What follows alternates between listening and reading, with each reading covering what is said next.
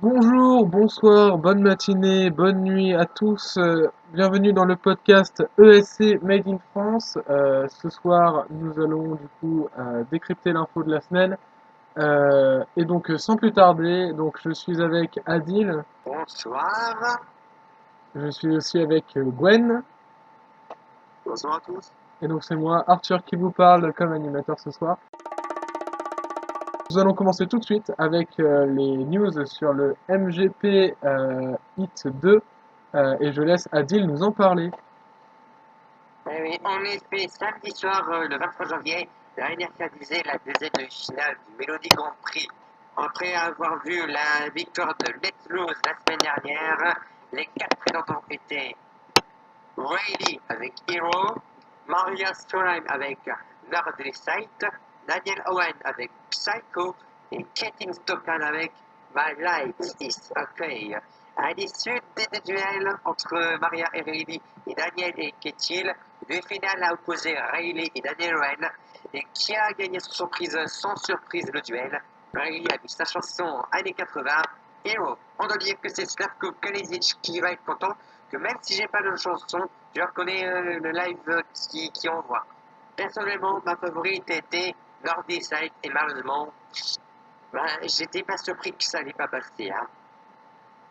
Moi, je m'étais dit sur un malentendu, Nord-Lisette peut passer, mais bon, bah, c'est dommage. Vraiment, j'aimais beaucoup Nord-Lisette aussi.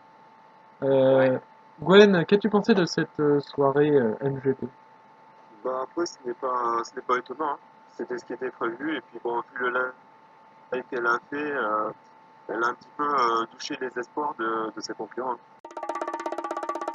En même temps que le MGP, hier soir, il y avait le Pas Bandom, la Hit 2, encore une fois.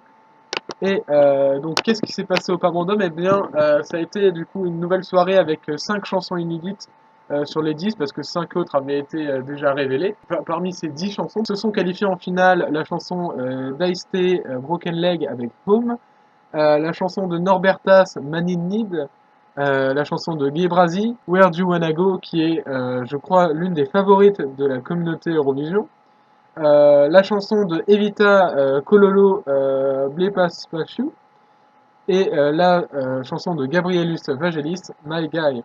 Donc faut savoir que à la hit 1, personnellement, j'avais 5 favoris et seulement un s'est qualifié. Et alors là, j'ai fait un petit peu mieux, c'est-à-dire que 2 se sont qualifiés sur les 5. Et je suis du coup deux fois plus content. Gwen, qu'as-tu pensé de cette soirée pas bandam? Ouais, je dirais qu'elle a été à l'image de la première, hein. C'était pas non plus un niveau super excellent. Le seul qui a trouvé goût à mes yeux, c'était Norbertas. Après les autres, je sais pas trop ça super top. J'aimerais même à dire que c'est limite, ils ont laissé le champ libre à Zoro pour gagner la sélection. Euh, eh bien, je suis d'accord, je suis un peu d'accord.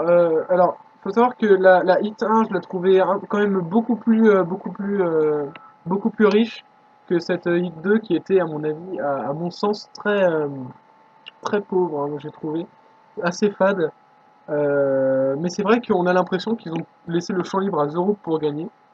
En tout cas, j'ai hâte de voir ce qui va se passer du coup en demi-finale. Donc oui, donc les 5 chansons se sont qualifiées pour la demi-finale avec les 5 qui s'étaient qualifiés en hit 1, dont la chanson de Voldemars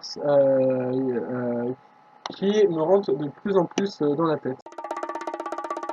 Nous allons continuer avec les news, et donc cette fois-ci les news de l'UMK. Pour faire un petit rappel, et il y avait qui de te passe. Enfin, là, je sais pas si je suis de code.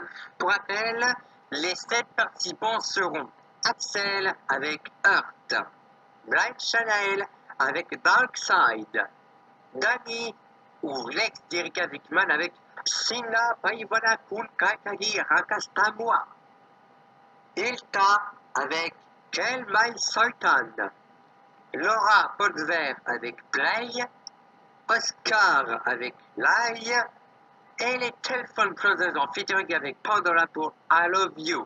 C'est cette chanson, on saura qui l'un des 7 succédera soi-disant à Axel le 20 février 64% par le télévoting et 25% par le jury international. Et donc on a sorti une review sur la chaîne, si vous ne l'avez pas encore écouté, on vous incite à l'écouter.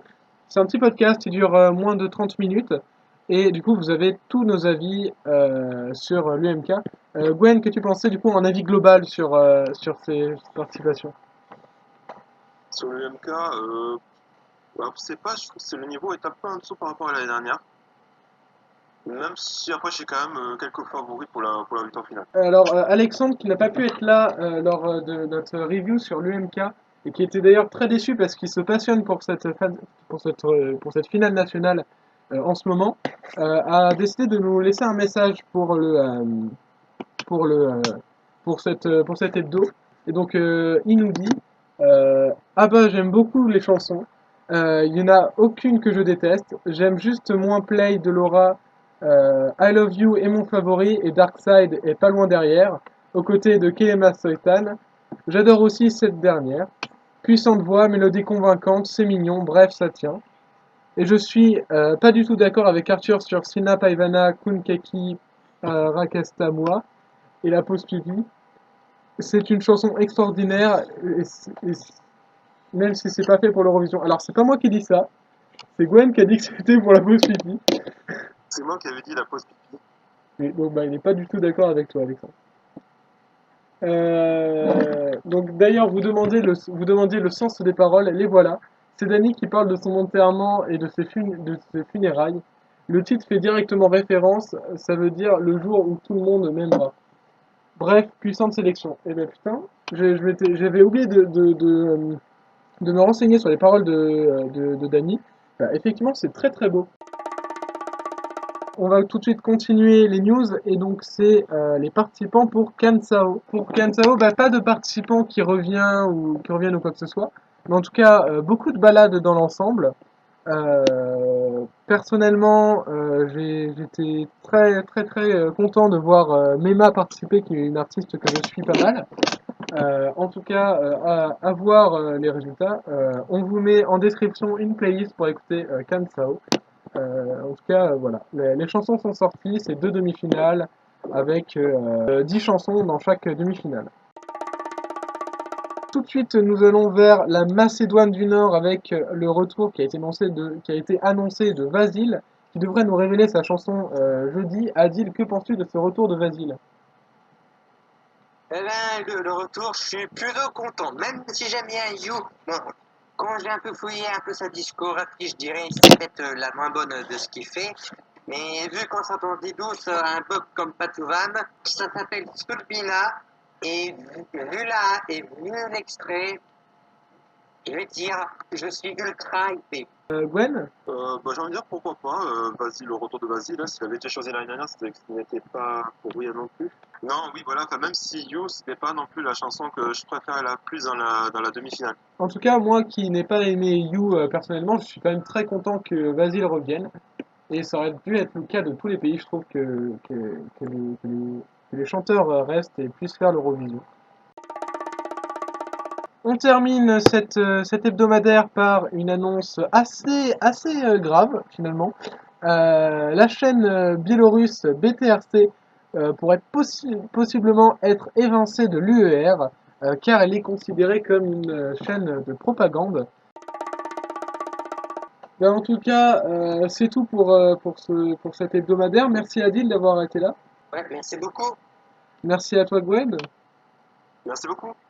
Et du coup, nous, on se retrouve en fin de semaine pour ben, un autre hebdomadaire. Sur ce, prenez soin de vous à tous. Et bonne nuit à tous. Au revoir. Bonne nuit, ou sinon, à ciao, bonsoir. Bonne soirée à tous, ouais.